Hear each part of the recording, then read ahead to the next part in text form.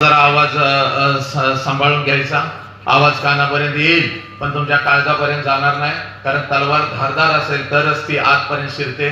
तलवारीला कुऱ्हाडीला घाव नसेल, किती जोरात मारलं वरून हात सुजवते पण आत जात नाही. तसं ते आवाजात असतं. त्यात भुई बाई पहिली सूचना एक आलं, याचं काय नाही, याची पण येते. याला जरासं साधारण असेल. आता शाळेमध्ये जी आर निघालेला आहे महाराष्ट्र शासनाचा, मुलांना शाळेत अजिबात हात लावायचा नाही. म्हणजे आता त्यांच्याकडे बघायचं सुद्धा नाही, डोळे सुद्धा आता मोठे करायचे नाहीत. मुलांना अपमान होईल अशी वागणूक द्यायची नाही. आता एखाद्या पोराने शाळेमध्ये आईवरून शिवी दिली तर त्याला म्हणायचं राज इकडे या, शाबास. कोणाच्या हातात तंबाखू बघितले तर पोरांना म्हणायचं चुना आणून देऊ का.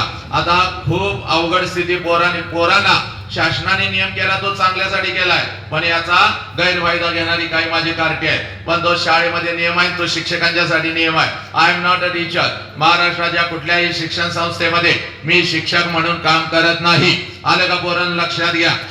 शिक्षकांना नियम आहेत, बंधन आहे. लेकरांना अजिबात मारायचं नाही. आणि कुठल्या एखाद्या शिक्षकानं थोडा जरी हात लावला, थोडा जरी असा जरी हात लावला, कार्टर रडत रडत घराकडे जात त्या मम्मीकडे, मम्मी मम्मी मला लय मारलं.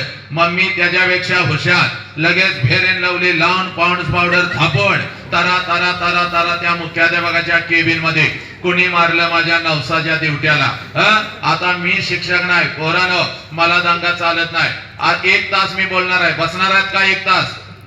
बसणार आहात का? तू रे, तुझी मम्मी कुठे आहे? मम्मी कुठे आहे तुझी? मम्मी कुठे आहे? पप्पा कुठे आहेत? माहित नाही, तू माझ्या बोकांडी बसलायस बरोबर माग. ते बसणार आहे का 1 तास? 1 तास मी पोरानो, तुम्हाला उठता येत नाही. उठून जायचं असेल तर आत्ताच उठून जा. कुणाला येतं उठून जायचं आहे का? परत उठता येत नाही. मी मम्मीकडे जातो सुरू झालं. त्यांना एकदा विचारा एकदा त्यांना जायचं असेल तर. जर कोणी दंगा केला, याला बघ त्याला बघ, याला दिवस त्याला दिवस, मध्येच उठ, इकडे जा, त्या मम्मीकडे जा, ते पॉपकॉर्न काहीतरी आण, ते खात बस, तोंड उगाच असा ह्या कर. असं जर काय दिसलं एका रपाट्यात चड्डी वली, काल एकाला लातूरला रपाटा पडलाय, त्याला दिवाळीचा बोनस उशिरा मिळालेला आहे. पुढून ओले आणि मागून झेंडवासारखी पिवळी झालेली आहे. त्यामुळे सगळ्यांनी सावध राहायचं. अजिबात दंगा करायचा नाही. आता इथं माझ्या सगळ्या मातांनो, मी मगाशी इकडून आलो तर त्या तिकडच्या माझ्या माता, समोर बसलेल्या माझ्या माता, मी आता त्या विचार मंचावरून बघायला लागलोय. मला सांगा, असा आनंदाचा, असा हा क्षण, असा हा 1 तास नेहमी नेहमी तुमच्या आयुष्यामध्ये येतो का? येतो का मातानो? खरं सांगा.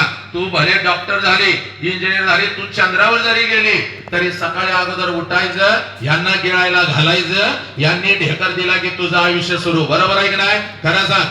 पण असा हा दिवस आपल्या ग्रामपंचायतीमुळे आणि या ज्येष्ठ नागरिकांच्यामुळे तुमच्या आयुष्यामध्ये आला का नाही? टाळ्या वाजवा सगळ्या मातांनो, एकदा जोरात त्यांच्यासाठी जोरात टाळ्या वाजवा. आता मला सांगा, आता एवढा जर आनंदाचा हा दिवस होता तर आवाज येतोय ना रे सगळीकडे व्यवस्थित? जर एवढा हा आनंदाचा दिवस होता तर ते जे मांडीवर मी 2-2, 4-4 वर्षाचं कार्ट जे बघायला लागलोय, ते निदान आजच्या दिवशी तरी त्याच्या बापाकडे द्यायला पाहिजे होतं का नाही? घेऊन आलायसा उचलून, चल र गाण्या, चल र शोन्या, तो हागला का, तो मुतला का, तुझा ड्रायव्हर कुठं आहे, गंगीचं कुठं गेलं, चिंगीचं दिसना झालंय, दीपाचं पळूनच गेलं.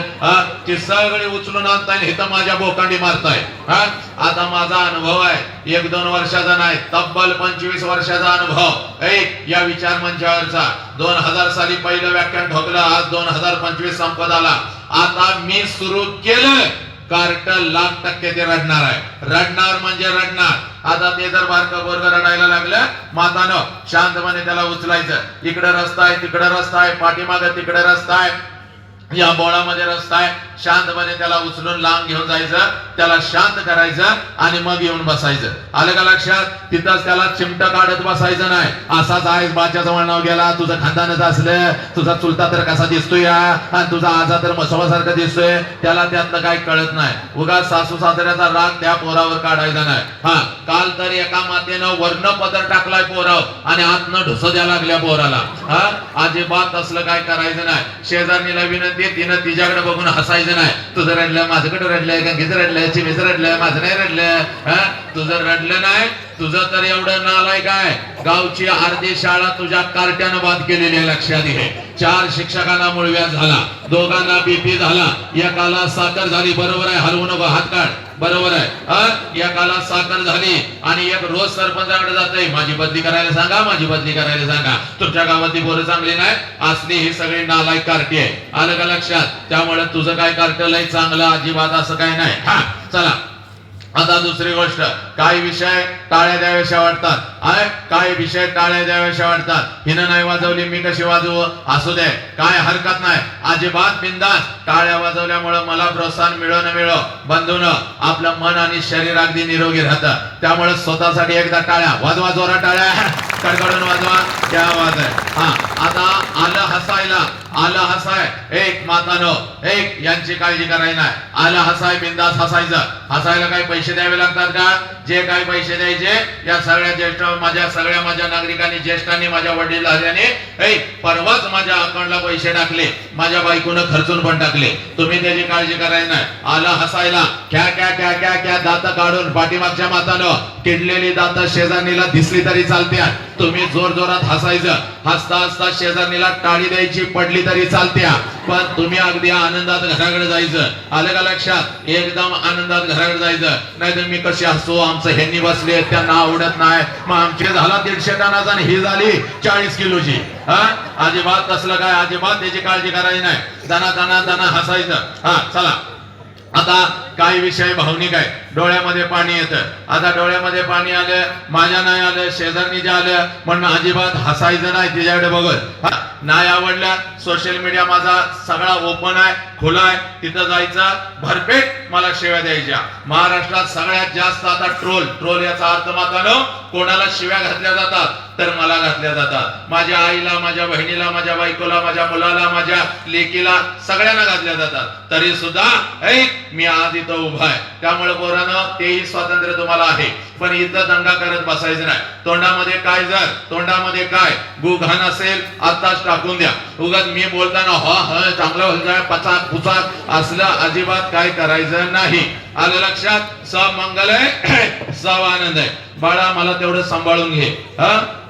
चला, सब इकडच्या पोरांचं सगळी जबाबदारी तुमची बांधून. ओके, सब मंगल, सब आनंद.